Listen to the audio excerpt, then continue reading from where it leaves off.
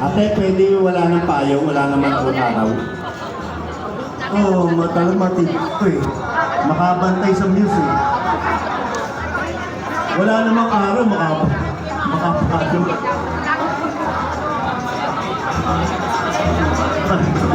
Tapos nakapis pa.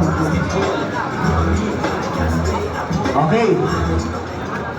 Magandang hapon po sa inyo lahat.